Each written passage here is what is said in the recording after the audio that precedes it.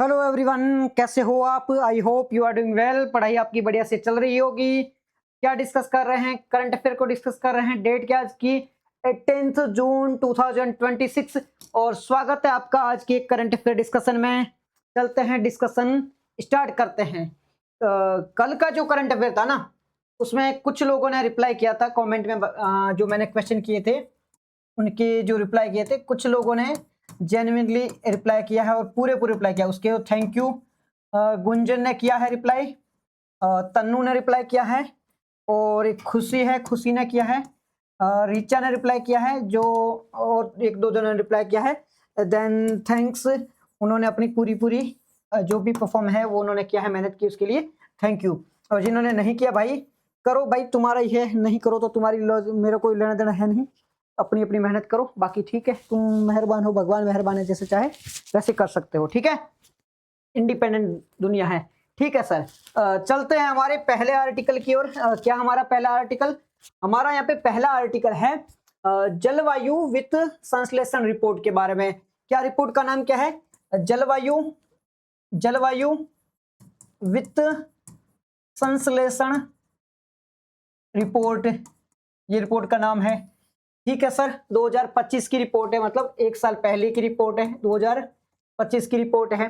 सबसे पहले न्यूज में क्यों है? International centre for integrated mountain development, इन्होंने क्या किया है? इन्होंने एक रिपोर्ट जारी की है, क्लाइमेट फाइनेंस सिंथेसिस रिपोर्ट के नाम से। तो मेरे को एक बात जवाब दो जरा, मैंने आपको बताया होगा, याद आ रहा होगा आप लोगों को, क्या याद आ रहा होगा रिपोर्ट के बारे में?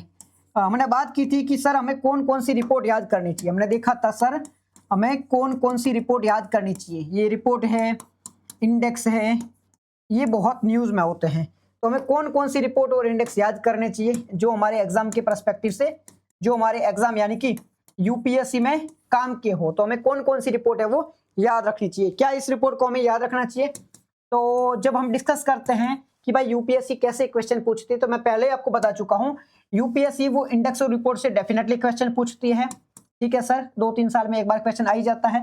किस लेवल तक की क्वेश्चन पूछती है? यूपीएससी पूछती है कि रिपोर्ट किसने रिलीज की है, ये रिपोर्ट किसने रिलीज की है, ये क्वेश्चन पूछ सकता है।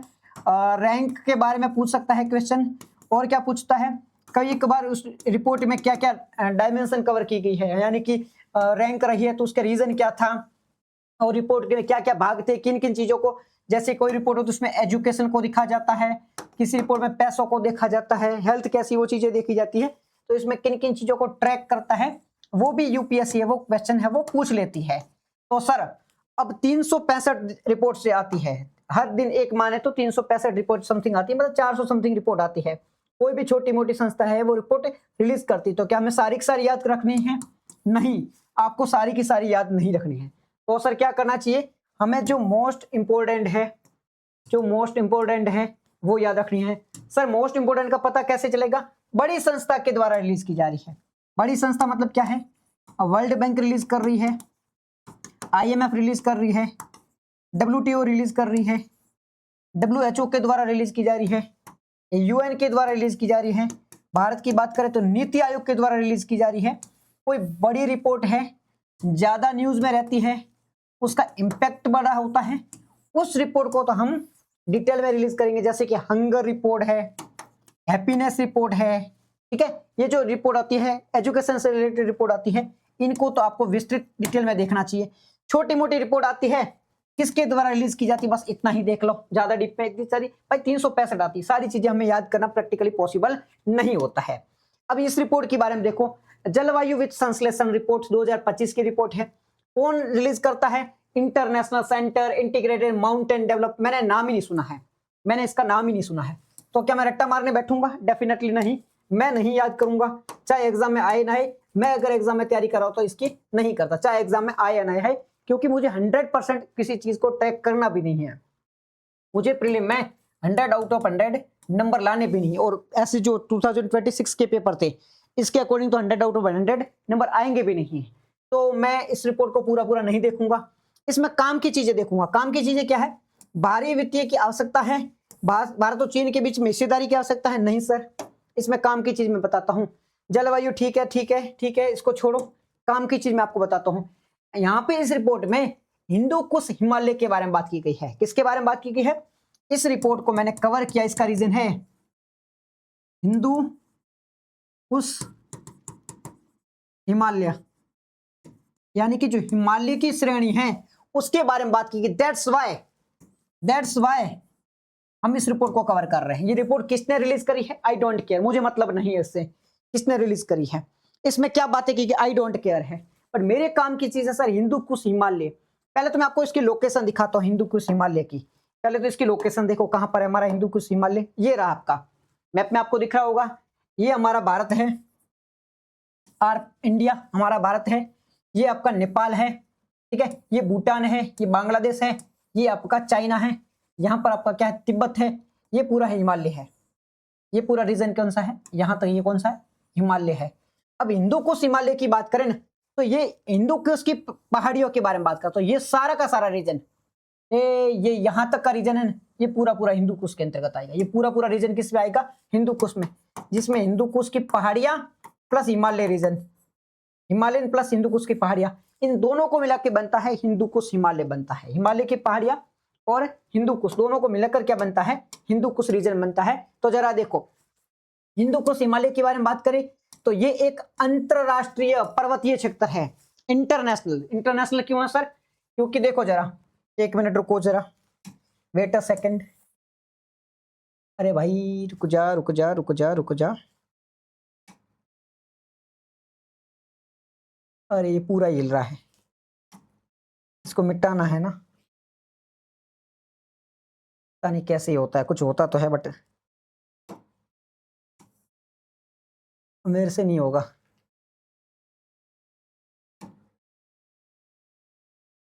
ठीक है जो भी है, कुछ था तो सही, भाड़ में जाए। चल मैं इसको ऐसे मिटा देता हूँ, इसको ऐसे मिटा देता है ना, ठीक है मैंने ऐसे ही मिटा दिया। कट रहा होगा तो मैं इसको सही कर लेता हूँ थोड़ा सा। हाँ अब देखो जरा, हम किसके बारे में बात कर रहे हैं?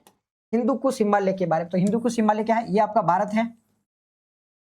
अब इसे अंतरराष्ट्रीय क्यों कहा जा रहा है? अंतरराष्ट्रीय इस वजह से कि सबसे पहले इसमें अफगानिस्तान, यहाँ पर ये पाकिस्तान है, ये पाक है, यहाँ पे आपका है अफगानिस्तान का रीजन कवर हो रहा है। बिल्कुल ऊपर वाला भाग है वो अफगानिस्तान का आ रहा है, तो ये अफगानिस्तान आ गया है।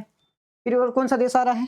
अफगानिस्तान के बाद में यहाँ पे, अफगानिस्तान के बाद में कौन सा आ रहा है? बांग्लादेश का रीजन आ रहा है, तो ये रहा बांग्लादेश, ये रीजन को भी कवर कर रहा है।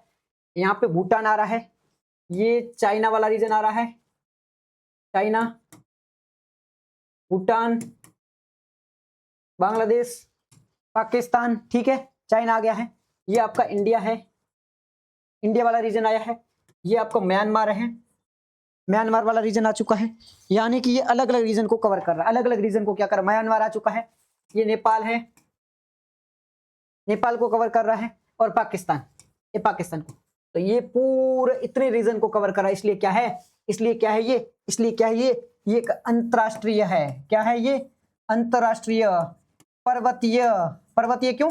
क्योंकि पर्वतों को कवर कर रहा है। पर्वतीय क्यों है? क्योंकि पर्वतों को कवर कर रहा है, बहुत सारे पर्वतीय क्षेत्र को। एक सेकंड रुकना जरा,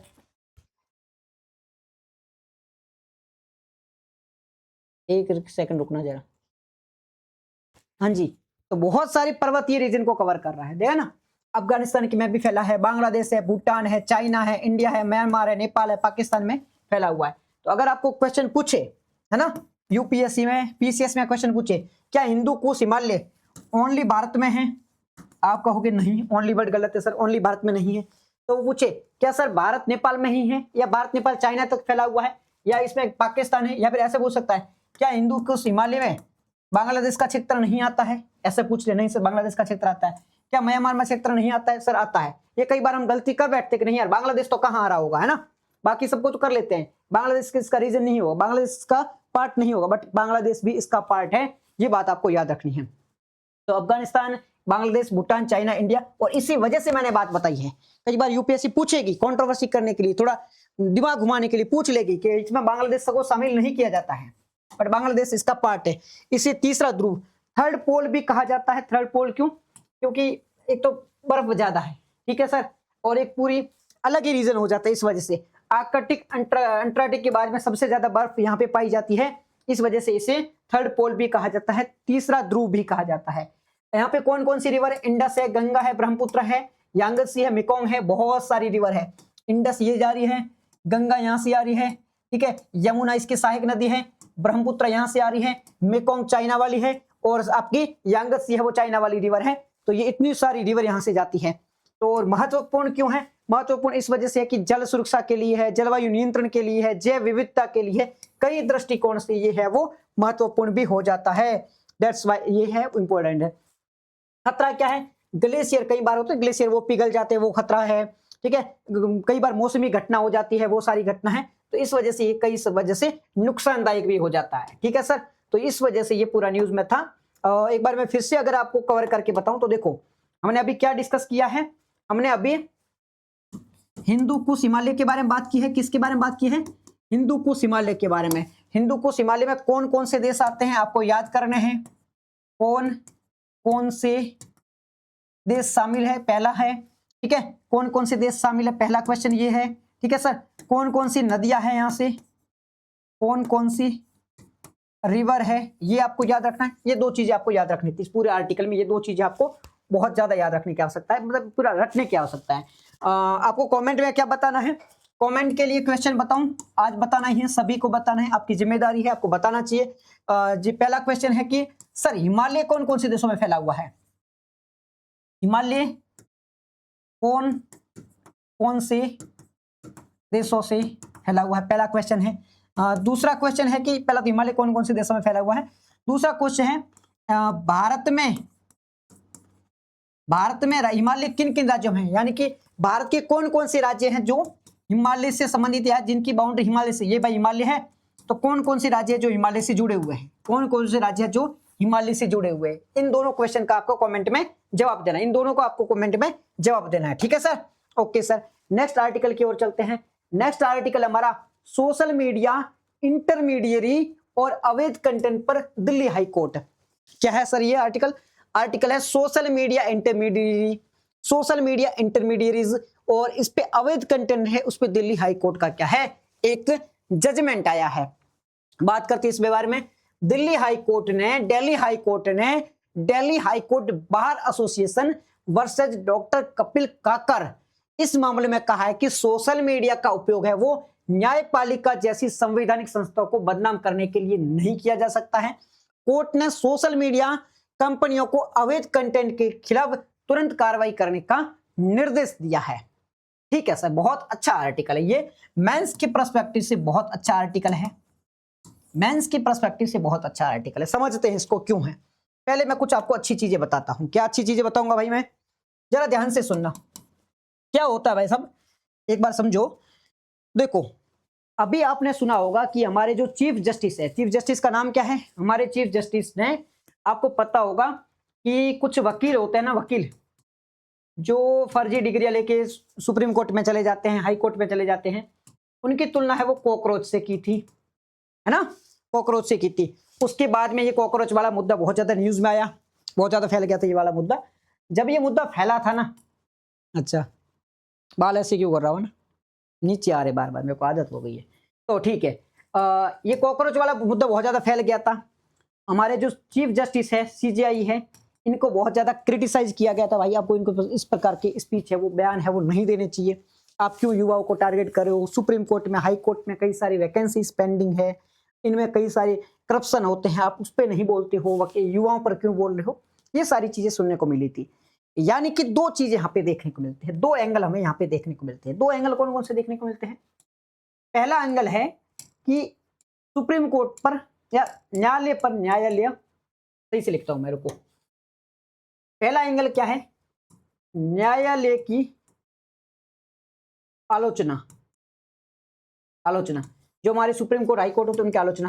दूसरा होता है न्यायालय की गरिमा, न्यायपालिका की गरिमा। अब दोनों को समझो जरा। तो हम यहाँ पे बात करते हैं कि न्यायपालिका की गरिमा के बारे में बात करते हैं। भाई हमारा जो सुप्रीम कोर्ट होते हैं, हाई कोर्ट होता है, उनकी गरिमा होती है। गरिमा का मतलब क्या है सर? गरिमा का मतलब होता है सर उनकी डिग्निटी होती है, आप उन्हें क्रिटिसाइज नहीं कर सकते। सुप्रीम कोर्ट और हाई कोर्ट को आप है वो क्रिटिसाइज नहीं कर सकते हो, क्योंकि ये क्या करता है, इनकी जो इंटीग्रिटी होती है, इनकी जो सोवरनिटी होती है, उनको प्रतिबंधित करने का काम है। आप ये सुप्रीम कोर्ट हाई कोर्ट को कैसे क्रिटिसाइज कर सकते हो? ये आपके डोमेन के बाहर है, आप उनके काम में बाधा पहुंचा रहे हो। ये बार बार सुप्रीम कोर्ट हाई कोर्ट के द्वारा कहा जाता है।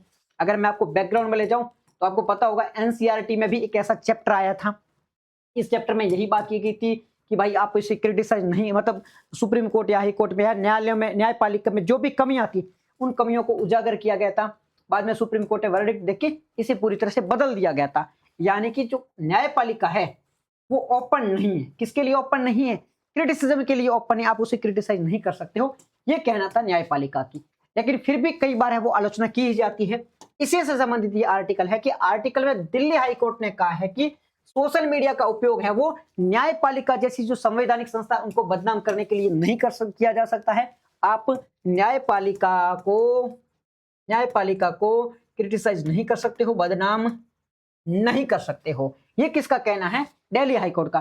कोर्ट ने कहा कि सोशल मीडिया कंपनियों को अवैध कंटेंट के खिलाफ है वो तुरंत कार्यवाही करनी चाहिए। ऐसा कंटेंट है जो सुप्रीम कोर्ट हाई कोर्ट को क्या करता है? टारगेट करता है, उन्हें बदनाम करता है। ऐसे कंटेंट के खिलाफ तुरंत कार्यवाही करने की आवश्यकता है। ठीक है सर, समझ गए। अब बात करते हैं कोर्ट की प्रमुख टिप्पणी। हमारा जो कोर्ट है उन्होंने क्या क्या बातें की थी उसके बारे में। पहला है न्यायिक आलोचना की सीमा, अदालत के फैसलों की निष्पक्ष और तथ्यात्मक आलोचना की जा सकती है, लेकिन जजों पर बिना किसी सबूत की भ्रष्टाचार और आपराधिक आरोप लगाना स्वीकार्य नहीं है। दूसरा क्या है? अरुंधति रॉय केस में 2002 में अदालतों की उचित आलोचना की जा सकती है, लेकिन न्यायपालिका की गरिमा को नुकसान पहुंचाने वाले बयान अवमानना माने जा सकते हैं। सुनो जरा क्या कहा जा रहा है यहाँ पे। दिल्ली हाईकोर्ट ने कहा है कि भाई साहब आप है ना, ये जो न्यायपालिका होती है ना, न्यायपालिका है, आप उसकी आलोचना कर सकते हो। आप चाहे तो न्यायपालिका गलत कर रही है तो आप उसकी आलोचना है वो कर सकते हो, लेकिन आप चाहो कि भाई न्यायपालिका की तो उचित आलोचना करो। कोई फैक्ट है आपके पास में, कोई डेटा है, उस डेटा और फैक्ट के आधार पे आप न्यायपालिका को क्रिटिसाइज करो। क्रिटिसाइज करना आपका अधिकार है। आपको लगता है कि गलत काम हुआ है, आपको लगता है कि गलत फैसला है वो दिया गया है ना, तो आप क्रिटिसाइज कर सकते हो। लेकिन क्रिटिसाइज की जगह आप लोग क्या कर रहे हो?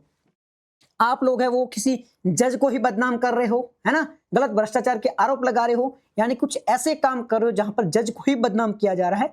तो ये चीज है वो स्वीकार्य नहीं होगी। ऐसा दिल्ली हाईकोर्ट का कहना है कि भाई जजों को बदनाम करना है वो स्वीकार्य नहीं होगा। यहाँ पे यही कहा जा रहा है कि भाई उचित वो कर सकते हो आप, है ना, आलोचना कर सकते हो। आलोचना है वो निष्पक्ष की जा सकती है, आपको उसकी मनाही नहीं है। लेकिन आप कहो कि भाई जज को ही बदनाम करना स्टार्ट कर दोगे, अब जज को ही बदनाम करना स्टार्ट कर दो, ये स्वीकार्य नहीं, इसे हम एक्सेप्ट नहीं कर सकते हैं। ये बात है वो सुप्रीम कोर्ट ने, दिल्ली हाई कोर्ट ने कही थी। तो दिल्ली हाई कोर्ट ने यहाँ पे एक एग्जांपल भी दिया है। एग्जांपल कौन सा दिया है? एक अरुंधति रॉय केस था। 2002 में एक केस आया था, केस का नाम था अरुंधति रॉय केस। कब आया था? 2002 में एक केस आया था, केस का नाम था अरुंधति रॉय केस। इस केस में क्या था? इस केस में न्यायपालिका की आलोचना की जा सकती है। इस केस में क्या कहा गया था? इस केस में कहा गया था कि न्यायपालिका की उचित आलोचना की जा सकती है। उचित शब्द है, उचित आलोचना की जा सकती है, लेकिन न्यायपालिका की जो गरिमा है उसको आप नुकसान नहीं पहुंचा सकते हो। उसकी गरिमा को नुकसान है वो आप नहीं पहुंचा सकते हो। ये बात कही थी अरुंधति रॉय केस में। तो सर क्या हमें ये केस याद रखना चाहिए? बिल्कुल, जो ऐसे केस होते हैं ना, वो केस आपको डेफिनेटली याद रखने चाहिए। क्यों याद रखने चाहिए? क्योंकि कई बार होता है ना, हम मेंस में यूज कर सकते हैं। मेंस में इस प्रकार की अगर हमारे पास में एग्जांपल मिल जाए, है ना, केस के भाई ये केस था, ठीक है, इसमें ये बात की गई थी, अगर इस प्रकार के हमारे पास में एग्जांपल है ना, तो वो बहुत अच्छा रहता है कोट करने के लिए। जीएस पेपर 2 की बात करो, एथिक्स की बात करो, तो हमें कुछ सुप्रीम कोर्ट के जो केस वगैरह है वो याद रहने चाहिए। और कौन कौन से याद रहने चाहिए वो तो देखो मैं बता दूंगा आप लोगों को, बट कुछ केस है वो आपको याद करने ही चाहिए। ओके, नेक्स्ट एक और केस है, अमीश देवगन वाला केस है 2021 में। अभिव्यक्ति की स्वतंत्रता का उपयोग सार्वजनिक अशांति फैलाने के लिए नहीं किया जा सकता है। यहाँ पे एक अमीश देवगन वाला केस था। इस केस में सुप्रीम कोर्ट ने कहा था कि भाई आप क्या कर सकते हो, आप है ना, अभिव्यक्ति की आजादी है, बोलने की आजादी है, आप बोल सकते हो, बातें कर सकते हो, लेकिन आप कह रहे हो कि नहीं, हम हमारी अभिव्यक्ति की आजादी का उपयोग है वो क्या करेंगे, भड़काऊ भाषण देंगे, मैं कह दूंगा कल दंगे कर दो, कल किसी को जाके मार दो। तो ये सारी चीजें आप नहीं कर सकते। अभिव्यक्ति की आजादी के अंतर्गत आप भड़काऊ भाषण है वो नहीं दे सकते हो। संवैधानिक संस्थाओं की सुरक्षा आवश्यक है। आप संवैधानिक संस्थाएं जो होती है, जैसे कि आपकी हमारे सुप्रीम कोर्ट है, ऐसी जो संस्थाएं होती है ना, उनकी जो सुरक्षा है वो जरूरी है। सोशल मीडिया की जिम्मेदारी, सोशल मीडिया प्लेटफॉर्म कानून केवल मूक दर्शक नहीं बन सकते हैं। यानी कि सुप्रीम कोर्ट ने कहा था कि सोशल मीडिया प्लेटफॉर्म जैसे कि व्हाट्सएप, जैसे कि इंस्टाग्राम है, जैसे कि ट्विटर है, वो कहेंगे वी डोंट नो, हमें नहीं पता है, हम तो नहीं कर रहे हैं, लोग आके करके जा रहे हैं। तो आप ये नहीं बोल सकते, आप मूक दर्शक नहीं बन सकते हो। आपको सारी चीजें है वो देख रेख में रखनी होगी कि नहीं भाई ये गलत है, ये फालतू कंटेंट है, ये अवैध कंटेंट है, वो बोलना पड़ेगा। अवैध कंटेंट अगर कोई जानकारी मिलती है, आपको कोई गलत कंटेंट मिलता है, उसको तुरंत हटाना चाहिए, उसको रिमूव कर देना चाहिए। सेफ हार्बर एक केस था, उस केस में भी सुप्रीम कोर्ट ने सेफ हार्बर प्रोटेक्शन एक अधिनियम था 2000 का था, उसमें भी कहा था कि अगर कोई प्लेटफॉर्म पर अवैध सामग्री है तो उसे हटाना चाहिए। अगर कोई नहीं हटाता है तो उन पर क्या मिलेगी, उनकी जो कानूनी सुरक्षा है उसे समाप्त किया जा सकता है, उसी कानूनी सुरक्षा पर रोक लगाई जा सकती है। सोशल मीडिया और अभिव्यक्ति की स्वतंत्रता, मैं पहले पूरा है ना आर्टिकल समझाता हूं फिर है। देखो भाई साहब ध्यान से सुनना जरा है ना। तो हम यहाँ पे क्या डिस्कस कर रहे हैं, हम डिस्कस कर रहे हैं कि भाई साहब दिल्ली हाईकोर्ट का एक डिसीजन आया था, एक जजमेंट आया था, दिल्ली हाईकोर्ट का एक जजमेंट था। इस जजमेंट में दिल्ली हाईकोर्ट क्या कहती है, दिल्ली हाईकोर्ट ने कहा था कि आप है ना सुप्रीम कोर्ट को, हाई कोर्ट को, यानी कि जो न्यायपालिका उसे क्रिटिसाइज कर रहे हो, करो भाई, करना भी चाहिए। न्यायपालिका भी आपकी क्रिटिसिज्म से परे नहीं है। भगवान की जब आलोचना हो सकती है तो न्यायपालिका भी आलोचना के अंतर्गत ही आती है, आलोचना की जा सकती है, कोई दिक्कत नहीं है। बट आलोचना की एक सीमा होनी चाहिए। आलोचना की सीमा क्या होनी चाहिए कि भाई आलोचना के नाम पर आप किसी जज को ऐसे फालतू आप कर रहे हो क्रिटिसाइज, मान लो उसने कुछ नहीं किया, फ्रॉड स्कैम नहीं किया है, तो भी आप उसे क्रिटिसाइज कर रहे हो, ये क्रिटिसिज्म गलत है। आप ऐसे क्रिटिसाइज है वो नहीं कर सकते हो, ये लिमिट के पार आता है, ये लिमिट के बियॉन्ड है, ऐसे आप क्रिटिसाइज है वो नहीं कर सकते हो। ये कहना है किसका, दिल्ली हाई कोर्ट का। आप किसी इंडिविजुअल को बिना किसी अवैध कंटेंट के, झूठे कंटेंट के दम पर है वो क्या बोलते हैं, आलोचना उसकी नहीं कर सकते, दिल्ली हाई कोर्ट का कहना है। उसके बाद में दिल्ली हाई कोर्ट ने कुछ यहाँ पे सजेशंस दिए हैं, कुछ जो सुप्रीम कोर्ट के वर्डिक्ट थे उनकी बात की थी, जैसे कि हमने ऑलरेडी बात की थी, अरुंधति रॉय केस था, ठीक है, तो ये सारे केस थे, उनका हवाला दिया गया है। तो यहाँ पर बात आती, एक होती है आपकी अभिव्यक्ति की स्वतंत्रता, ये क्या होती है, freedom of speech and expression, freedom of speech and expression, अभिव्यक्ति की स्वतंत्रता होती है, मेरी बोलने की आजादी है कि मैं क्या क्या चीजें बोल सकता हूं, मैं क्या नहीं बोल सकता हूं, ठीक है सर। तो एक अभिव्यक्ति की स्वतंत्रता होती है, और दूसरा होता है न्यायपालिका की अवमानना, यानी कि सोशल मीडिया और अभिव्यक्ति की स्वतंत्रता, दूसरा होता है न्यायपालिका की अवमानना, या देश की इंटीग्रिटी बोल सकते हैं, देश की इंडिपेंडेंस को, स्वतंत्रता, तो देश को यूनाइट रखना है, नेशनल सिक्योरिटी की बात कर सकते हैं। तो दो चीजें हमेशा कॉमन चलती है, कौन कौन सी, एक बार जरा फिर से लिखो, लिखो यहाँ पे क्या चीजें हैं, लिखो, मतलब मैं कह रहा लिख रहा हूं। एक होती है freedom of speech and expression, freedom of speech and expression, अभिव्यक्ति की आजादी, और वर्सेज क्या चलता है, अभिव्यक्ति की आजादी, और इसके साथ में आप लिख सकते हो मीडिया की आजादी या सोशल मीडिया की आजादी, ये लिख सकते हो। इसके वर्सेज में इसके खिलाफ क्या चलता है, मतलब एक तो ये चलेगा, ये किसकी विरोधी है, अगर आपको बोलने की आजादी है तो इनसे क्या क्या नुकसान हो सकता है, या इसके अगेंस्ट क्या हो सकता है। दूसरा, इसके अगेंस्ट में पहले आप लिख सकते हो संवैधानिक संस्था, संवैधानिक संस्था, और क्या लिख सकते हो, देश की सुरक्षा, देश की सुरक्षा, नेशनल सिक्योरिटी, देश की सुरक्षा, राष्ट्र सुरक्षा। यानी कि क्या है, यानी कि एक तरफ आपके पास में अभिव्यक्ति की आजादी है, बोलने की आजादी है, दूसरी आप वहीं आप देखते हो कि नेशन की सुरक्षा है, देश की सुरक्षा है, राष्ट्र की सुरक्षा है, इन दोनों में हमेशा चलता है। अगर मेरे को बोलने का मौका दिया जाए तो मैं राष्ट्र विरोधी बातें करना स्टार्ट कर दूंगा, भारत तोड़ो, भारत तेरे टुकड़े होंगे, इंशाल्लाह इंशाल्लाह जैसी बातें करूंगा, तो वो बातें मैं नहीं कर सकता ना, वो बातें करना पॉसिबल नहीं, वो बातें गलत हो जाएगी। तो ये दोनों आपस में क्या होती है, इन दोनों में हमेशा टकराव चलता रहता है। तो भाई ये जो freedom of speech and expression है, इसके सकारात्मक पक्ष क्या है, इसके पॉजिटिव पक्ष क्या है। इसके पॉजिटिव पक्ष की बात करें, यही इसका पॉजिटिव पक्ष है कि भाई साहब ये लोगों को अपनी बात रखने के लिए एक मंच देता है कि आप खुले तौर पे अपनी बात रख सकते हो, साथ ही साथ में सार्वजनिक स्थान पे आप क्या कर सकते हो, चर्चा कर सकते हो, डिबेट कर सकते हो। मतलब सोशल मीडिया की बात हो रही है कि सोशल मीडिया के पक्ष क्या है, सोशल मीडिया जो है ना उसके पक्ष क्या है, उसके फायदे क्या है। तो सोशल मीडिया है वो क्या करता है, लोगों को आजादी देता है, आप जाके बोलो, आप किसी टिप्पणी करो, आप क्या कर सकते हो, सरकार को क्रिटिसाइज करो, सरकार की आलोचना करो, ताकि जो कमियां है उसको उजागर किया जाए। नेगेटिविटी क्या है, चुनौतियां क्या है, चैलेंज क्या है, फेक न्यूज है, कई बार झूठी न्यूज फैला दी जाती है कि ये ऐसा हो रहा है, जैसे कि अभी कहा यूपीएससी का पेपर लीक हो गया है, वो फेक न्यूज है ना, कोई पेपर लीक नहीं हुआ है, झूठी बात है, अभी जांच का विषय है, तो वो गलत बात है। हेट स्पीच, हिंदू गलत है, मुस्लिम गलत है, ये जाति गलत है, वो जाति गलत है। हेट स्पीच, घृणा वाली स्पीच दे रहे हो आप। साइबर बुलिंग, तेरी शक्ल देख ले, तेरा थोपड़ा देख ले, किसी पे कमेंट कर रहे हो, क्या कर रहे हो? साइबर बुलिंग कर रहे हो। गलत इन्फॉर्मेशन देना, मैंने कोई आपको गलत तरीके से इन्फॉर्मेशन दे दी, क्या है ये? सारी इसके सोशल मीडिया के डिसएडवांटेज, मतलब इसके नुकसान, इसके चैलेंजेस है। तो ये दोनों चीजें, पक्ष भी है, क्या बोलता है, मतलब उसकी चुनौतियां भी है। आपको मेंस में लिखना है तो मेंस में दोनों पक्ष लिखने होंगे, सोशल मीडिया के फायदे भी लिखने हैं, सोशल मीडिया के नुकसान भी लिखने हैं, दोनों चीजें आपको लिखने की आवश्यकता है। तो कोई इसको हटाने दो, ठीक है सर। आगे बात करते हैं संवैधानिक प्रावधानों के बारे में, यानी कि हमारे संविधान में क्या प्रावधान किए गए हैं। हमारे संविधान में freedom of speech and expression से संबंधित क्या प्रावधान किए गए हैं। पहला है आर्टिकल 19(1) का ए, आर्टिकल जो 19(1), आर्टिकल 19 क्या कहता है? ये अभिव्यक्ति की आजादी के बारे में बात करता है। ये क्या करता है? ये स्वतंत्रता के बारे में बात करता है। तो इसका क्लोज पहले क्लोज का जो ए है ना, ए, उसमें freedom of speech and expression की बात की गई है। व्यक्ति को खुले तौर पर मनमर्जी से बोलने का अधिकार है, अभिव्यक्ति की आजादी है। और इसका जो दूसरा क्लोज है उसमें क्या है? उसमें इस अधिकार का उचित प्रतिबंध लगाए जा सकते हैं। मैं आपको दोनों क्लोज समझाता हूं, समझो जरा। ये हमने लिखा है आर्टिकल 19 क्लोज 1(a), इसमें टोटल 6 अधिकार दिए गए हैं।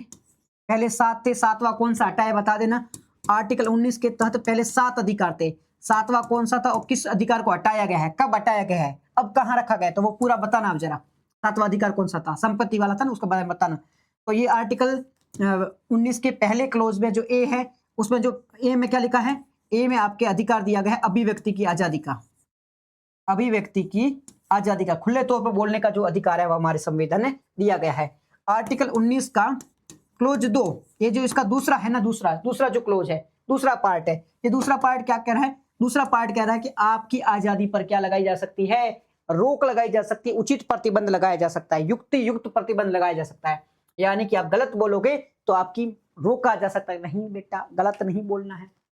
जैसे कि मानहानि, किसी को गलत बोल रहे हो कि नहीं तुम गलत हो, तुम गलत हो, हिमांशु आप गलत हो, झूठे हो आप, गलत हो, मतलब कुछ भी आपको टिप्पणी कर दी जिससे आपकी मानहानि होगी।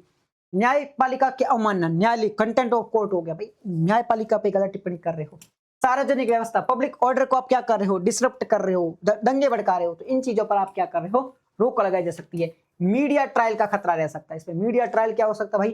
सोशल मीडिया पे क्या कर सकते हो आप? माहौल बना सकते हो कि नहीं एक व्यक्ति सही है, एक व्यक्ति गलत है। यानी कि मान लो कोर्ट में क्या होता है भाई साहब, कोर्ट में केस चल रहा है, ठीक है, मान लेते हैं भाई मेरा कोर्ट में केस चल रहा है, मेरे को कोई चाटे मार के चला गया है, अब मैं भाई निर्दोष था, सामने वाला गुनाहगार है, लेकिन मीडिया ट्रायल ने क्या किया है? मुझे ही गुनाहगार बना दिया है, सामने वाले को क्या कर दिया है? बेगुनाह साबित कर दिया है। तो मीडिया ने ऐसा माहौल बन, इस वजह से क्या हो रहा है? मीडिया के माहौल की वजह से कोर्ट है ना, कोर्ट न्यायपालिका की जो इंडिपेंडेंस होती है वो भी प्रभावित हो जाती है। इससे क्या प्रेशर बिल्ड हो जाता है, दोष सिद्ध होने तक निर्दोष है। कोई भी व्यक्ति जब तक दोष सिद्ध नहीं हो जाता है तब तक निर्दोष है। लेकिन सोशल मीडिया पे जो ट्रायल होता है वो व्यक्ति को पहले ही क्या कर देता है? प्रभावित कर देता है। हमारे जो यूथ होते हैं वो बड़े इमोशनल होते हैं, बड़े क्या होते हैं, इनके पास ज्यादा यूज नहीं करते उस दिमाग का। वो थोड़ी सी कोई न्यूज वगैरह देखेगी, थोड़ा इन्फॉर्मेशन देखेंगे, उसके अकॉर्डिंग चल जाते हैं। एग्जाम्पल के लिए मैं आपको एग्जाम्पल दे सकता हूँ। मान लो मैं आपको बोल दूं कि कल एक व्यक्ति था, उसने किसी के साथ में रेप किया है, रेप करके वो भाग गया है, इतना बता दिया है। मैंने कोई बैकअप स्टोरी नहीं बताई है, कोई मैंने ऐसे नहीं बताया भाई कि ये तो कोई रेप वेप नहीं था, फेक न्यूज थी, मैंने कुछ भी नहीं बताया है। सोशल मीडिया तो जो यूथ है वो क्या हो जाता है? ट्रिगर हो जाता है और उस व्यक्ति के खिलाफ है वो कमेंट करने, हाँ इसको मारो, इसको सुसाइड एनकाउंटर कर दो, ऐसे लोग नहीं होने चाहिए। भाई हकीकत नहीं पता है तो हम क्या करते हैं? किसी भी मुद्दे के तह तक नहीं जाते, इमोशनल हो जाते जल्दी। तो इमोशनल की वजह से ये सारी चीजें देखने को मिल सकती है। तो ये सारे इसके साइड इफेक्ट हो सकते हैं, ठीक है। ये पूरा हमारा आर्टिकल था, अच्छा आर्टिकल था, मेंस में काम आ सकता है। नेक्स्ट हमारा आर्टिकल है ग्लेशियर लेक आउटबस्ट के बारे में। न्यूज में क्यों है? एक अध्ययन से पता चला है कि हिमालय की जो 5 झीलें हैं वो क्या हो सकती है? ग्लेशियर बस्ट हो सकती है, फूट हो सकती है, नष्ट हो सकती है। अब ये ग्लेशियर बस्ट होता क्या है? मैं आपको सिंपल भाषा में समझाऊं। ग्लेशियर बस्ट क्या होता है? ग्लेशियर बस्ट क्या, सिंपल भाषा में अगर समझना हो, ग्लेशियर का मतलब होता है भाई साहब, मतलब जो बर्फ होते हैं, बर्फ को क्या कहा जाता है? ग्लेशियर कहा जाता है। और बस्ट का मतलब क्या है? फटना। तो ग्लेशियर में जो झीलें होती है, बर्फीली जो झील होती है, बर्फीली झील का क्या करना, फट जाना। ये बर्फ की झील है, इसमें तूफान आना, इसमें सुनामी आना और इसकी वजह से क्या जाना, फट जाना। ग्लेशियर की जो बर्फ है उसका मतलब जो झील है उसका फट जाना क्या कहलाता है, ग्लेशियर बर्स्ट कहलाता है। बस सिंपल है। ग्लेशियर बर्स्ट क्या होता है सर, ग्लेशियर बर्स्ट का मतलब होता है ग्लेशियर में जो झील है वो उफान आना, फट जाना, जिसकी वजह से बाढ़ आ जाना, ये क्या कहलाता है, ग्लेशियर क्या कहलाता है, बर्स्ट कहलाता है। क्या कारण होता है भाई ग्लेशियर बर्स्ट का, तापमान बढ़ गया, बर्फ थी, कठोर थी, जगह पड़ी थी, टेम्परेचर बढ़ा, तापमान बढ़ा, वो पिघलेगी, बर्फ पिघलेगी तो वहां पे पानी बढ़ेगा, तो क्या कर सकता है, वो सुनामी आ सकती है, मतलब बाढ़ आ सकती, खतरा बढ़ सकता है, बर्फ कर सकता है। ठीक है, और क्या हो सकता है, ग्लेशियर का तेजी से पिघलना, तापमान बढ़ेगा तो ग्लेशियर पिघलेंगे, ऑब्वियस है। हिमस्खलन, एक साथ ऐसे ऐसे पूरा पूरा, ये देखो एक पर ये पूरा बाहर पूरा पड़ा है, इसका नीचे आ जाना, इसका पूरा नीचे आ जाना, इसका पूरा नीचे आ जाना, क्या कहलाता है, ये ग्लेशियर बर्स्ट ही कहलाएगा। उसकी वजह से ग्लेशियर क्या हो जाएगा, बर्स्ट। बारिश बहुत ज्यादा होगी, सेम पानी ज्यादा है तो ज्यादा आएगा। भूस्खलन, लैंडस्लाइड हो जाना, ये पूरा पहाड़ टूट के नीचे आ गया, पूरा पूरा पहाड़ था वो टूट के नीचे आ गया तो लैंडस्लाइड होगी, इसकी वजह से भी हो सकता है। परमाफ्रॉस्ट का क्षरण, परमाफ्रॉस्ट क्या होती है, ये जो बर्फ है इसके नीचे की जो होते हैं पत्थर, ये क्या है, परमाफ्रॉस्ट, सदियों से ये बर्फ जमे हुआ है, इसका पिघल जाना, ये जिसका टूट जाना हो सकता है। नुकसान क्या है, जान माल नुकसान हो सकता है, अचानक बाढ़ आई तो नुकसान तो ही, बाढ़ के जो नुकसान होते हैं वो सारे के सारे इसके नुकसान हो सकते हैं ग्लेशियर बर्स्ट के। ठीक है सर, यही था। नेक्स्ट आर्टिकल क्या है, नेक्स्ट हमारा है फ्लोटिंग सोलर पावर के बारे में। न्यूज में क्यों है, जो रिन्यूएबल एनर्जी मिनिस्ट्री है, नवीन एवं नवीनीकरण जो मंत्रालय है, उन्होंने क्या किया है, फ्लोटिंग सोलर के बारे में बात की है। फ्लोटिंग सोलर है वो बनाई जाएगी, उसकी एक रिपोर्ट जारी की है, फ्लोटिंग सोलर की एक रिपोर्ट जारी की है। तो सबसे पहले फ्लोटिंग सोलर होते क्या है, देख लो भाई साहब, देखो मैं आपको एक बार इमेज दिखा देता हूं अगर सही से दिखे तो। ये क्या है, ये सोलर पावर पड़े, सोलर है, ठीक है, सोलर है। यहाँ पे क्या पड़ा, पानी है, ये क्या है, पानी है, ये सोलर है, ये पानी, ये सोलर है, इसी के बारे में बात हो रही है। पानी के ऊपर तैर रहे हैं ना, ये पानी के ऊपर तैर रहे हैं, तो हम बात करें फ्लोटिंग, फ्लोटिंग का मतलब होता है तैरना, फ्लोटिंग का मतलब क्या होता है, तैरना।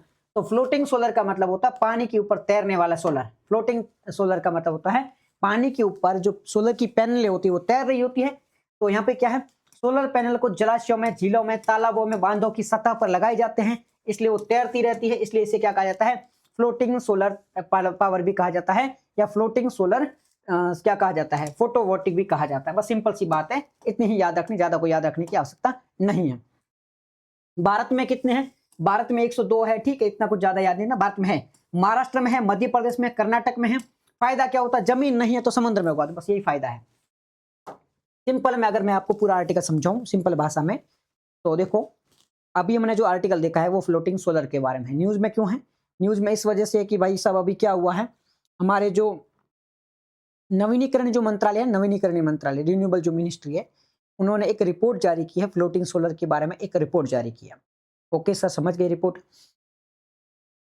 अब इस रिपोर्ट में क्या बात हुई है, इस रिपोर्ट में बात हुई है कि मतलब जो जो बात हुई, लेकिन फ्लोटिंग सोलर होते क्या, फ्लोटिंग सोलर का मतलब मान लो ये क्या है, एक पेन है, पेन नहीं, इसको क्या मान लो, ये क्या है, ये मान लो सोलर की पैनल है, ये पानी में तैर रही, तो इसे क्या कहा जाएगा, फ्लोटिंग सोलर कहा जाएगा ना। तो ये फ्लोटिंग सोलर, बस यही बात की गई है। हाँ तुम्हें कह रहा हूँ, नीचे बैठो। तो फ्लोटिंग सोलर समझ में आ गया ना, तैरती, पानी के ऊपर तैर रही सोलर की प्लेट है, उसे फ्लोटिंग सोलर कहा जाता है। डन, समझ में आ रहा है, बस उसी फ्लोटिंग सोलर कहा जाए, वही बात कर रहे हैं। डन, ठीक है सर। तो फ्लोटिंग सोलर है वो हमारा हो चुका है। नेक्स्ट क्या है, क्रेडिट गारंटी योजना फॉर माइक्रो फाइनेंस इंस्टीट्यूट 2.0। अब यहाँ पे क्या बात हो रहा है, क्रेडिट गारंटी योजना। क्रेडिट का मतलब क्या होता है, credit card, credit card, credit का मतलब होता है लोन। क्रेडिट का मतलब क्या होता है, मैंने तेरे को लोन दिया है, आपको मैंने लोन दिया है, वो क्या एक प्रकार क्रेडिट है, लोन देना, ये भाई पकड़ पैसे यूज कर ले। तो क्रेडिट गारंटी योजना for micro finance. Micro finance का मतलब क्या होता है, माइक्रो का मतलब क्या होता है, छोटे, माइक्रो का मतलब क्या होता है, छोटे होते हैं ना, छोटे होते हैं ना, तो माइक्रो का मतलब छोटे। फाइनेंस का मतलब क्या होता है, जो छोटे फाइनेंस का काम करता है, छोटे छोटे बैंकों का काम करते हैं, तो उसे माइक्रो फाइनेंस यानी छोटे बैंक वगैरह होते हैं, छोटे जो स्तर पे लोन देते हैं उन्हें कहा जाता है। तो माइक्रो जो फाइनेंस होते हैं, छोटे जो बैंक लोन वगैरह देने का, कोई बैंक है, बैंक नहीं, कोई फाइनेंशियल इंस्टीट्यूट है जो किसी का लोन देने का काम कर रहा है छोटे लेवल पे, उन्हें माइक्रो फाइनेंस कहा जाता है। उनके लिए स्कीम है क्रेडिट गारंटी, यानी उसको क्रेडिट की गारंटी दी, तो भाई पैसे लो, उसकी गारंटी दे रही है। उसी के बारे में हम बात कर रहे हैं। न्यूज में क्यों है? भारत सरकार ने अभी इस योजना के बारे में बात की, इस प्रकार की योजना हम लेके आ रहे हैं। तो ये थोड़ी बहुत बेसिक देख लो, ये गवर्नमेंट की योजना है। तो ये वित्त मंत्रालय की योजना है। कौन सी मंत्रालय की योजना है? वित्त मंत्रालय की। वित्त मंत्रालय में एक विभाग आता है, वित्तीय सेवा विभाग। क्रेडिट गारंटी योजना for micro finance, credit guarantee योजना फॉर माइक्रो फाइनेंस कौन से मंत्रालय की है? वित्त मंत्रालय की। कौन से मंत्रालय की है? वित्त मंत्रालय की। कौन से मंत्रालय की है? वित्त मंत्रालय की। ठीक है, वित्त मंत्रालय में भी किसकी है? वित्तीय सेवा विभाग। एक जो वित्तीय सेवा विभाग होता है वित्त मंत्रालय में, वित्तीय सेवा विभाग की। वित्त मंत्रालय में किसकी है? वित्तीय सेवा विभाग की। वित्त मंत्रालय में किसकी है? वित्तीय सेवा विभाग की है। ठीक है, पहली बात याद रखनी है। इसका उद्देश्य क्या है? छोटे जो फाइनेंस होते हैं उनको क्या देना है? उनको लोन की गारंटी देना, उनको क्रेडिट की गारंटी देना, उनको ऋण की गारंटी देना, उधार की गारंटी देना। छोटे जो होते हैं, स्मॉल होते हैं, उनको क्या देना? गारंटी देना है। लाभ किसको मिलेगा? आरबीआई द्वारा। आरबीआई ने जिन जिन को कहा, क्या कहा है? आरबीआई ने जिन जिन को भी माइक्रो फाइनेंस कहा है कि तू भाई माइक्रो फाइनेंस है, तू भी माइक्रो फाइनेंस है। जिन जिन संस्थाओं को, जिन जिन इंस्टीट्यूट को आरबीआई ने क्या कहा है? माइक्रो फाइनेंस कहा है। मान लो कि मैं कहता हूं कि मेरे को क्या देना है? लोन देना है। एग्जाम्पल के लिए मेरे को लोन देना है, तो मैं लोन किसको दूंगा? तो एग्जाम्पल के लिए मान लेता हूं कि मैंने किसी को बोल दिया भाई ये मध्यम वर्ग का है, उसको मैं लोन दूंगा। तो मध्यम वर्ग का जिसको मैंने बोल दिया उसको मैं लोन दूंगा। उसी प्रकार से आरबीआई ने जिसको भी माइक्रो फाइनेंस बोला उन सभी को लोन मिलेगा। ठीक है, तो उन लोगों को माइक्रो फाइनेंस जिसको घोषित किया गया आरबीआई के द्वारा, उनको लोन मिलेगा। गारंटी में क्या मिलेगा? ठीक है, ये चीजें याद नहीं रखनी, इतनी सारी चीजें याद नहीं रखनी होती है, और महत्व भी याद रखना। ठीक है, छोटा मोटा महत्व है, तक एग्जाम मेंस में नहीं आने वाला है। ठीक है सर, तो ये पूरा आर्टिकल था। मैं फिर से अगर आपको सिंपल भाषा में समझाऊं तो credit guarantee scheme for micro finance. अब बोलो, खड़े हो जाओ। Credit guarantee scheme for micro finance, ये हमारा आर्टिकल है। ठीक है सर, आर्टिकल है। ये किसका है सर? ये वित्त मंत्रालय का है। किसका है? वित्त मंत्रालय का। वित्त मंत्रालय में कौन सा विभाग है सर? वित्तीय सेवा विभाग। फाइनेंस वित्तीय सेवा विभाग है, डिपार्टमेंट ऑफ फाइनेंस सर्विस उसका है। ठीक है सर, वित्तीय सेवा विभाग, वित्त मंत्रालय के वित्तीय सेवा विभाग, वित्त मंत्रालय के वित्तीय सेवा विभाग है। आप एक कमेंट में जवाब देना कि वित्त मंत्रालय के अंतर्गत कौन कौन से डिपार्टमेंट है। वित्त मंत्रालय के अंतर्गत कौन कौन से डिपार्टमेंट है? गूगल करो, तन्नू गूगल करो, गुंजन गूगल करो, ममता जी गूगल करो, त्यागी जी गूगल करो, रीचा गूगल करो, और कौन है? खुशी आप भी गूगल करो, वर्षा आप भी गूगल करो, चेक करो वित्त मंत्रालय के अंतर्गत कौन कौन से विभाग है। वित्त मंत्रालय के अंतर्गत कौन कौन से विभाग है? वित्त मंत्रालय के अंतर्गत कौन कौन से विभाग है? गूगल करो, सारे विभाग लिखो, कमेंट में लिखे, लिखो जल्दी से, लिखो लिखो लिखो लिखो लिखो लिखो लिखो लिखो लिखो लिखो, गूगल करो। वित्त मंत्रालय के अंतर्गत कौन कौन से विभाग आते हैं? एक वित्तीय सेवा विभाग, और जितने भी उनको लिखो। ठीक है, लिख दिया, डन। ओके, तो वित्त मंत्रालय के अंतर्गत कौन कौन से विभाग है? जो विभाग, उनमें से एक है वित्तीय सेवा विभाग। इसके द्वारा योजना लाई गई है। किसको मिलेगा? छोटे जो फाइनेंस वाले हैं उनको ही मिलेगा। डन, ये योजना थी। नेक्स्ट हमारा आर्टिकल है राइट और इनवाइट्स के बारे में। रिजर्व बैंक ऑफ इंडिया ने राइट और इनवाइट्स को क्या करना है? सीधे ऋण की अनुमति दे दी है। मैं ये राइट और इनवाइट्स अभी नहीं समझाऊंगा, इकोनॉमी में हम पढ़ते हैं, इकोनॉमी में इसको हम पढ़ते हैं तो वहीं पढ़ाऊंगा। सिंपल भाषा में आपको राइट और इनवाइट को मैं बता देता हूँ। अगर आपको सिंपल भाषा में बताऊं तो अभी क्या हुआ है, ये जो राइट होते हैं, इनवाइट होते हैं, एक है राइट्स, एक है इनवाइट। इन दोनों को आरबीआई ने कहा है कि तुम क्या कर सकते हो? किसी भी व्यक्ति को लोन दे सकते हो। अब तुम क्या कर सकते हो? लोन दे सकते हो, इनको अनुमति दे दी है। लेकिन अगर आपको समझना है कि भाई राइट और इनवाइट क्या होते हैं, तो राइट का मतलब होता है रियल एस्टेट। क्या है? Real estate. रियल देखो, real estate investment trust. Real estate, real मतलब क्या होता है? रियल एस्टेट कैसे बोलते हो? कोई बिल्डिंग बन रही है, कोई इमारत बन रही है, कोई ब्रिज बन रहा है, रोड बन रही है, ये सारे क्या काम है? रियल एस्टेट के तो काम है। रियल एस्टेट में जो इंफ्रास्ट्रक्चर का काम होता है इसे रियल एस्टेट का काम कहा जाता है। तो रियल एस्टेट के जो भी प्रोडक्ट है, रियल एस्टेट का जो भी काम हो रहा है, उनमें इन्वेस्ट करने के लिए, देखो रियल एस्टेट की बड़े बड़े बिल्डिंग होती है, रेलवे की जो काम होते हैं, ब्रिज बनते हैं, रोड बनते हैं, पोर्ट बनते हैं, उनमें काम करने के लिए सरकार ने क्या बनाई थी? राइट बनाई थी, रियल एस्टेट इन्वेस्टमेंट ट्रस्ट बनाया था। ठीक है, एक कंपनी की तर्ज पे इसे किया गया था। अब इसको बोला कि तुम क्या कर सकते हो? तुम है किसी को लोन दे सकते हो। तो रियल एस्टेट में जो कंपनी होती है, लोन, रियल एस्टेट जो होते हैं उनमें लोन देने के लिए, उनका देखरेख करने के लिए, संचालन करने के लिए एक कंपनी बनाई गई थी जिसे राइट कहा गया था। ठीक है, जिसे राइट कहा गया था वो हम देख चुके हैं। तो एक होती राइट, एक होती इनवाइट। इनवाइट क्या है? ये भी इसी प्रकार का होता है। मान लो ये क्या है? एक कोई बिल्डिंग है, ये बिल्डिंग इतनी बन चुकी है, मान लो इतनी बन चुकी है, ऊपर वाली बनानी है, तो ये क्या करेगी, बहुत सारे लोग मिलकर इसको बनाएंगे, इसे क्या कहते हैं, इनवाइट कहा जाता है। तो एक होती है इंफ्रास्ट्रक्चर इन्वेस्टमेंट ट्रस्ट, ये सामूहिक निवेश का साधन है, कलेक्टिव साधन है। बहुत सारे लोग मिलकर क्या करते हैं, भाई तुम इसमें पैसे डालो, ये किस बिल्डिंग में पैसे डालेगी, बिल्डिंग में जब रेंट आएगा तो रेंट आपको वापस मिल जाएगा। एक्चुअल में क्या होता है, छोड़ो, एक्चुअल में हम इकोनॉमी में पढ़ेंगे, छोड़ो बस। इनवाइट क्या होता है सर, बहुत सारे लोग होते हैं, जैसे मैंने पैसे डाले, गुंजन ने पैसे डाले, हितेश भाई ने पैसे डाले, सोनिया जी ने पैसे डाले, श्रद्धा जी ने पैसे डाले, इन सब ने पैसे किस में डाले हैं, इन सब ने पैसे एक ट्रस्ट में डाल दिए हैं, है ना।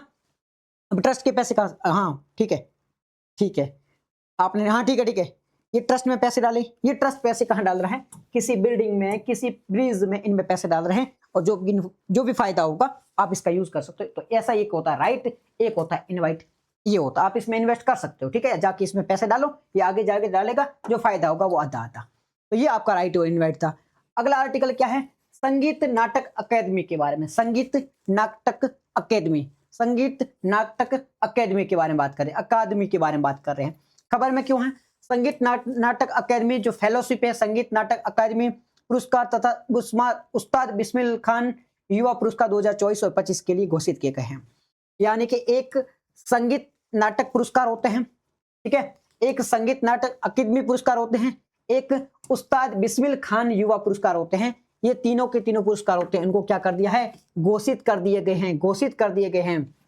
अगर बात करें संगीत नाटक अकादमी पुरस्कार के बारे में, 1953 में इसे स्टार्ट किया गया था। किसको मिलते हैं, भारत के संगीत, डांस, नाटक, इन सभी को संरक्षण देने के लिए पुरस्कार दिया जाता है। जो संगीत को संरक्षित करता है, डांस को संरक्षित करता है, जो भारत के संगीत को, इन सब चीजों को जो संरक्षित करता है, उसके लिए काम करता है, उनको यह अवार्ड मिलता है। ये कल्चरल मिनिस्ट्री के द्वारा, कल्चरल जो मिनिस्ट्री, हमारी जो कल्चर मिनिस्ट्री है, उनके अंतर्गत क्या है, एक ऑटोनोमस संस्था है। एक ऑटोनोमस का मतलब होता है स्वायत्त बॉडी है, किसी की गुलाम नहीं है, इंडिपेंडेंस बॉडी है, जो ये अवार्ड देने का काम करता है।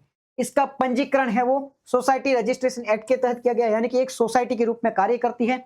अकादमी के अध्यक्ष की नियुक्ति है वो भारत के राष्ट्रपति के द्वारा 5 वर्ष के लिए की जाती है। भारत का जो राष्ट्रपति होता है वो इसके अध्यक्ष की नियुक्ति करता है, 5 वर्ष के लिए नियुक्ति है वो की जाती है। हमारा आर्टिकल क्या है, संगीत नाटक अकादमी है, इसके बारे में बात करें, संगीत नाटक अकादमी के बारे में बात कर रहे हैं। संगीत नाटक अकादमी ने क्या किया है, 3 पुरस्कार दिए, कौन कौन से हैं, पहला संगीत नाटक अकादमी पुरस्कार दिया है, दूसरा संगीत नाटक फेलोशिप दी है, फिर पुरस्कार दिया है, फिर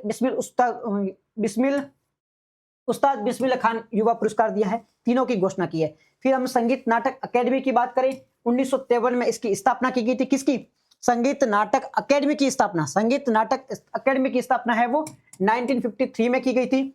भारत में संगीत वगैरह को जो प्रोटेक्ट करता है, उनको क्या करता है, पुरस्कार देने का काम करता है, उसकी देखरेख करने का काम करता है।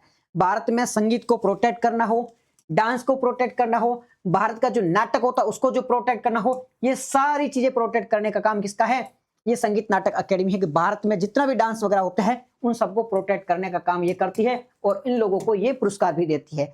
कौन सी मिनिस्ट्री के अंतर्गत आती है, कल्चरल मिनिस्ट्री, हमारी जो सांस्कृतिक मिनिस्ट्री है उसके अंतर्गत एक स्वायत्त संस्था, याद रखना ऑटोनोमस बॉडी है। सोसाइटी एक्ट के तहत इसे रजिस्टर किया गया था, जो हमारी जो सोसाइटी एक्ट होता है उसके तहत इसे रजिस्टर किया था, तो सोसाइटी के रूप में काम करती है। इसके अध्यक्ष की नियुक्ति है वो राष्ट्रपति के द्वारा 5 वर्ष के लिए किया जाता है। क्यों इसकी स्थापना की गई थी, भारत की जो सांस्कृतिक विरासत है, संगीत, डांस, नाटक वगैरह, उनका प्रसार करने के लिए, प्रचार करने के लिए, फेमस करने के लिए इसकी स्थापना की गई थी। कौन कौन से अवार्ड मिलते हैं, अकादमी, संगीत नाटक अकादमी सर्वोच्च पुरस्कार मिलता है, अकादमी प्रदर्शन कलाओं के लिए उत्कृष्ट मिलता है, और उस्ताद बिस्मिल खान युवा पुरस्कार, ये 3 अवार्ड है वो दिए जाते हैं। तीनों अवार्ड के नाम आपको याद रखने चाहिए, तीनों के तीनों अवार्ड के नाम आपको पता होने चाहिए। नेक्स्ट हमारा आर्टिकल है एथेनॉल ब्लेंडिंग के बारे में। ये आर्टिकल पढ़ पढ़ के मैं थक चुका हूं, एथेनॉल वाला आर्टिकल है ना, मैं पढ़ पढ़ के थक चुका हूं। एक बार लास्ट बार बता देता हूं भाई साहब, केंद्र सरकार ने एथेनॉल को पेट्रोल में ब्लेंडिंग की बात की है। गाड़ी चलती है, पेट्रोल डलता है, इन लोगों ने कहा कि गाड़ी में पेट्रोल डलता है, पेट्रोल के साथ साथ में एथेनॉल मिला दो। ये बात चल रही है, सदियों से बात चल रही आ रही है। कुछ इसके फायदे होते हैं, कुछ नुकसान होते हैं, गाड़ी के इंजन में नुकसान होते हैं, पर्यावरण को फायदा होता है, सदियों की बात चली आ रही। बार बार मैं नहीं पढ़ाने वाला हूँ, रोज का काम हो गया इनका। तो एथेनॉल ब्लेंडिंग के लाभ क्या होते हैं, किसानों को फायदा होता है, पर्यावरण को फायदा होता है, नुकसान क्या होता है, ठीक है। नेक्स्ट हमारा है एयरबस C295 विमान के बारे में, एयरबस C295 विमान के बारे में, एयरक्राफ्ट के बारे में है। क्या है भाई न्यूज में? इस वजह से कि भारत ने गुजरात के वडोदरा में देश के पहले made in India Airbus C295 जो हमारा विमान है उसकी क्या करी है, सफल उड़ान करवा दी है, मेडन टेस्ट फ्लाइट करवा दी है कि भाई साहब सफल परीक्षण हो चुका है।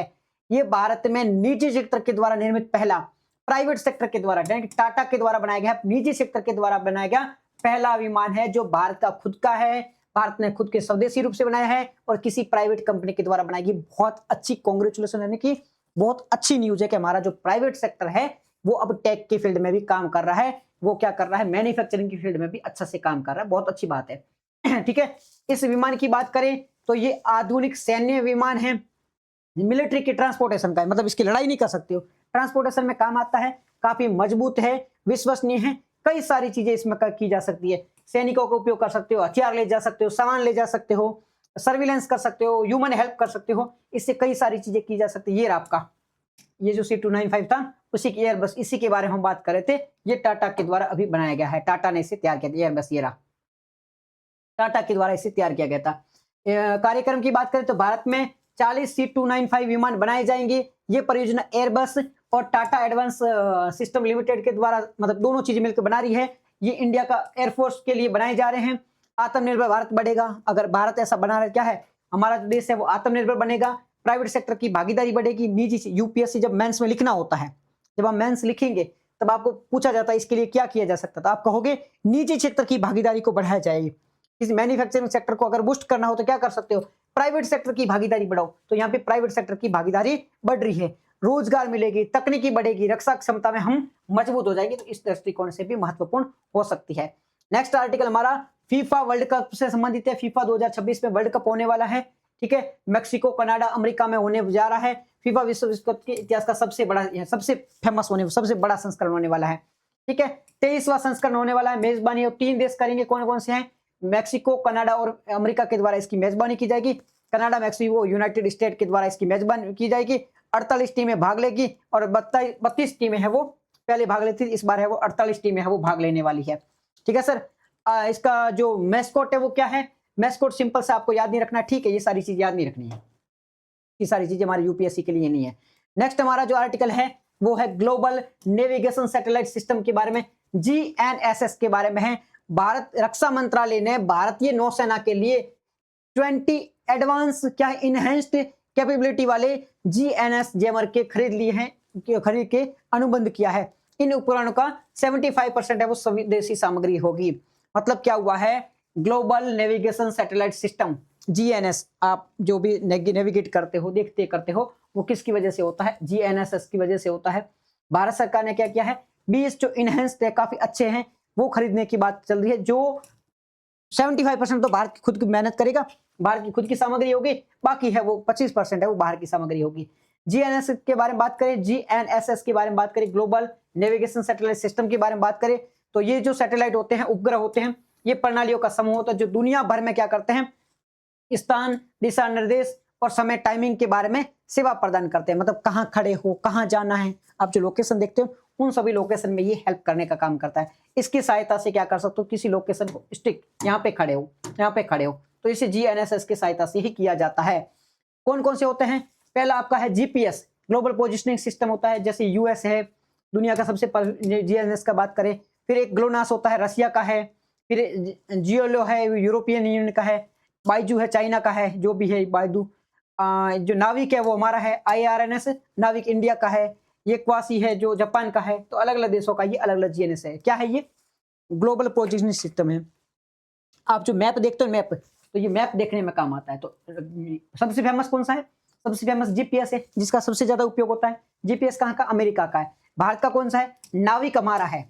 हम जो पाकिस्तान में निगरानी रखते हैं वो नाविक के बारे रखते हैं, IRNS के बारे में रखते हैं। बाकी ये अलग अलग देशों के अलग अलग है, तो बेसिक आइडिया आपको इसके बारे में होना चाहिए। नाविक क्या है, navigation with Indian consolation, Bharat के द्वारा बनाया गया, भारत का स्वदेशी उपग्रह नेविगेशन सिस्टम है जो इसरो ने विकसित किया है, जो दूसरे देशों की क्या करता है, निगरानी रखता है, पोजिशनिंग सिस्टम वगैरह देखने का काम है वो नाविक के द्वारा किया गया है। आत्मनिर्भर भारत को बढ़ावा देता है, ये नाविक है।